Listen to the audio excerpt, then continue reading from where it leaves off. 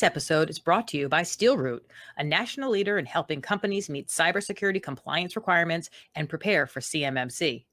Their experienced team of engineers and consultants assist organizations of all sizes to implement and manage IT systems that meet the technical requirements in DFARS and CMMC. Hey, everybody, and welcome back to another episode of 123 CMMC. My name is Dana Mantilia, and I will be your host. And our guest today is Nate Shea. So welcome, Nate. How are you?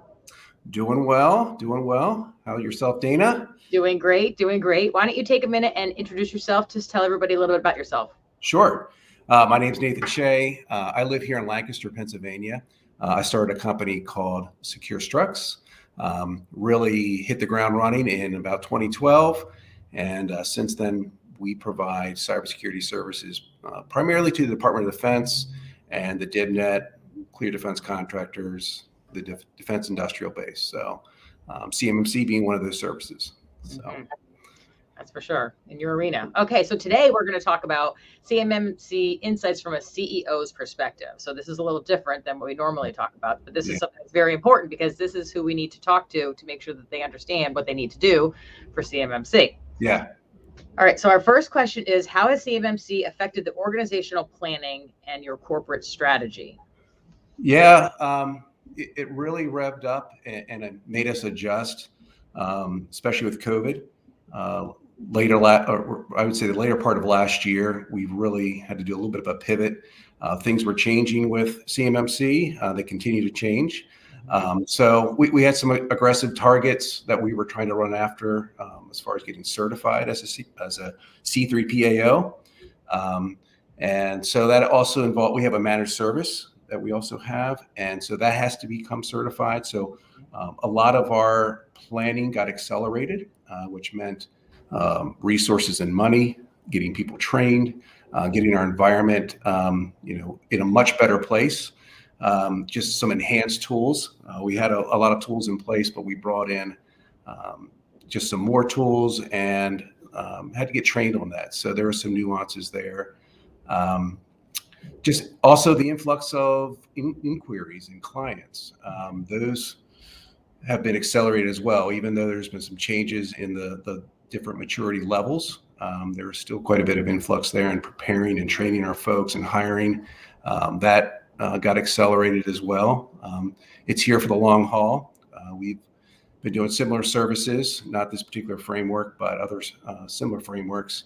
And so it was easy for us to transition in some respects, but in others, we had to accelerate and pour more money and time than we thought into the planning and strategic goals. So it's been good and bad in that we're getting there faster, but it's just been painful in some respects. So yeah, there's a lot of stuff to do, and you're already in this space, and so at least you have a bit of an advantage over a lot of other companies, but there's still a lot of stuff, and you said, it's changed, and I'm sure there's going to be more changes again before we've all and there's a lot of great companies out there doing this, and so we're able to learn and lean on them in some respects, and then vice versa. So good. That's great. All right. So our next question, since implementing CMMC controls, how has it helped you in leading SecureStrux as an organization?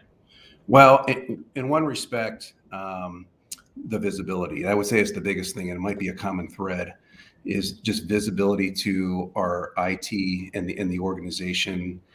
We put a lot of tools in place that allow us to track our assets, see the data that's being moved around, where CUI lives, and helped us consolidate those environments. So a big thing for us was just the visibility, a more secure environment as well. You can be compliant, and we were compliant. We've been following the self-attestation, but some of these tools are just really sophisticated. And with that, we're able to train some of our folks as well on those tools, which helps in the long run our client base, because they can learn best practices, some efficiencies, and then we can hand that off to our clients who are in similar situations to ourselves. So just it's helped us as an organization, but it's also helped our clients as well.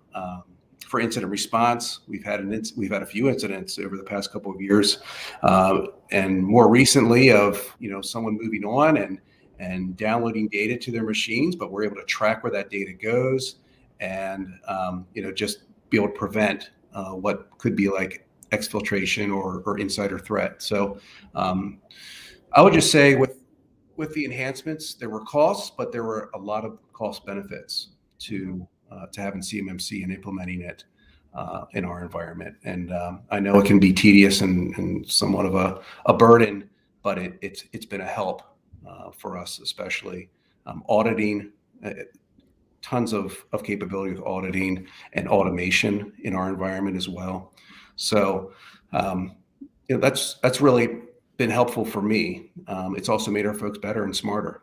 So yeah, and I think that's great what you said about your people learning how to use these tools so that they can develop best practices and then help the clients with that, because that's a big thing, especially, the client frustration with a new tool. Like, what is it? What do we do with this thing? Whatever. And like, well, we've used it like this. This is that was an easier way to go about this. So that's really good that you're doing that. And there are a ton of tools out there. But there are some best in breed, best practices, best in breed products. And we're bringing those to the table with our clients, and it makes it faster to implement. So good.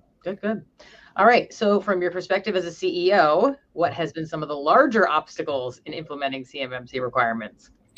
I have a few. I'm sure.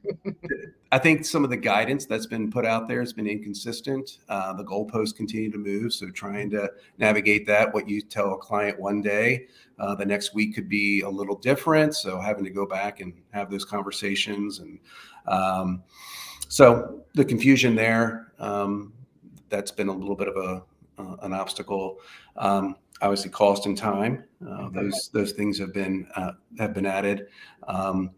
The implementation for our clients, the cloud implementation for our clients, is taking longer, and some of those requirements have changed. And a lot of our clients have moved from either on-prem or from a commercial version of a cloud to more of a government level. So that's taken longer.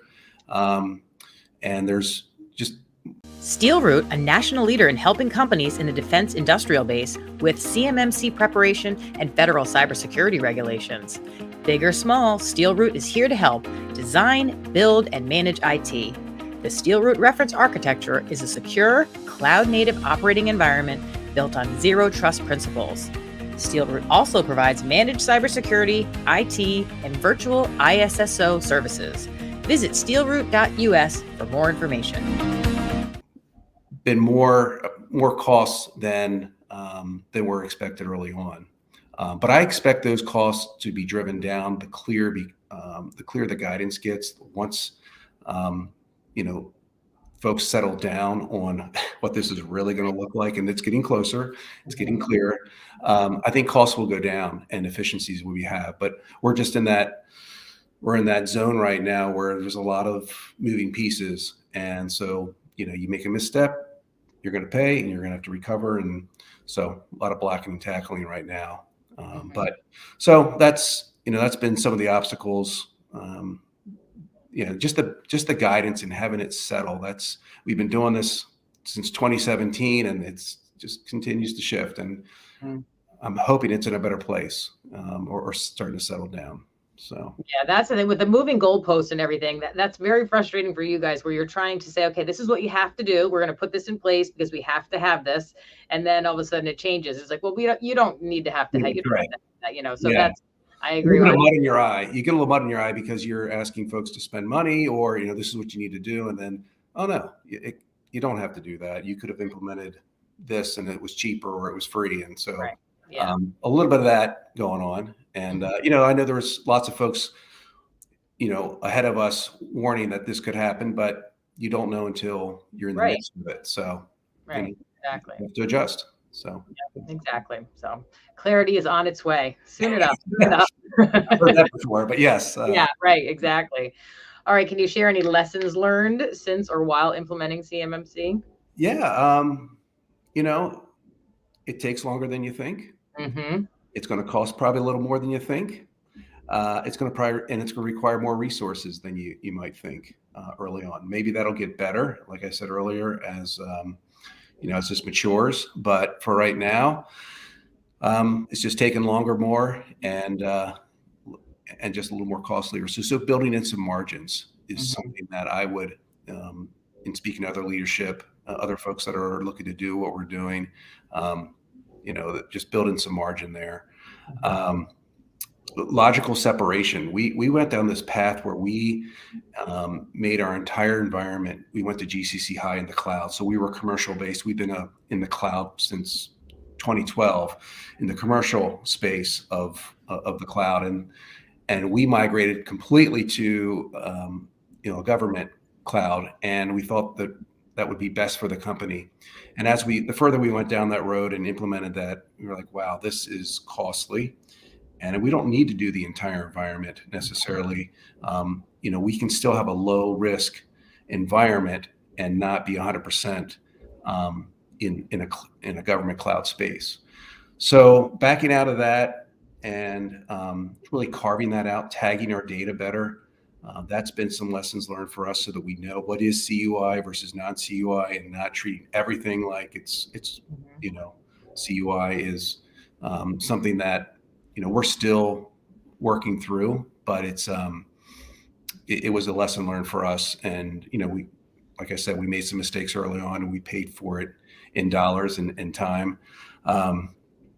So just doing that cost analysis, a better cost analysis, is something that I would do differently. And just transferring that knowledge to our clients as well.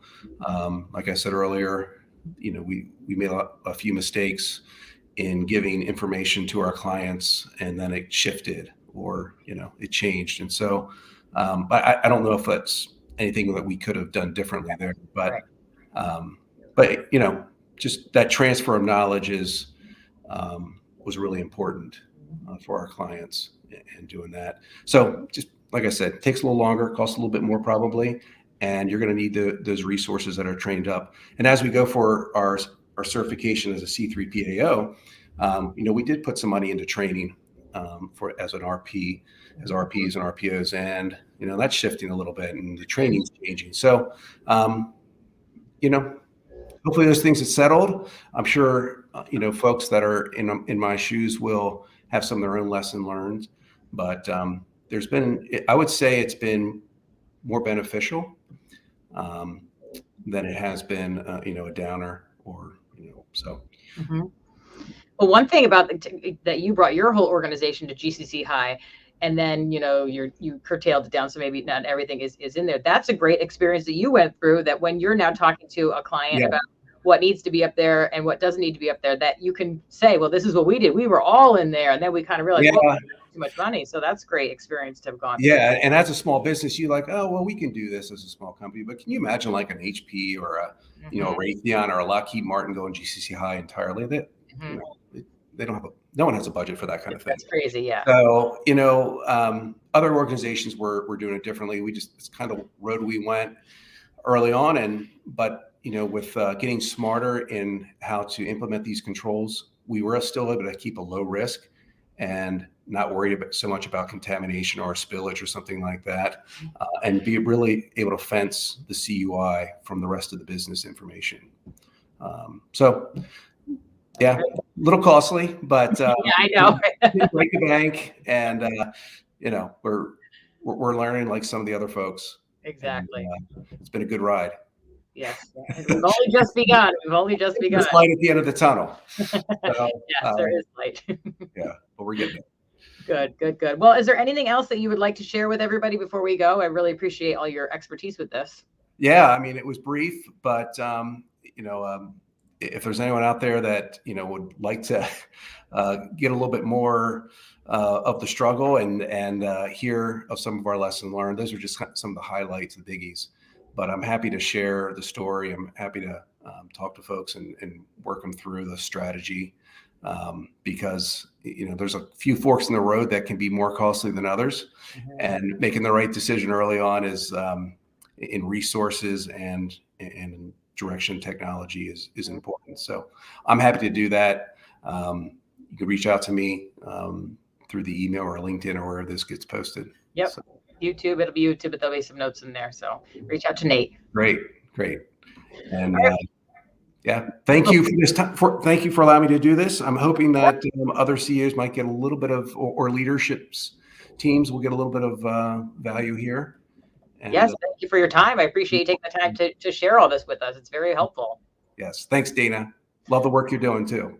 Thank you. Well, thank you everybody for watching, and thank you for everybody for tuning in. And we hope to see you on the next episode of 123 CMMC. And until then, take care. Bye-bye. So long. This episode is brought to you by SteelRoot, a national leader in helping companies meet cybersecurity compliance requirements and prepare for CMMC.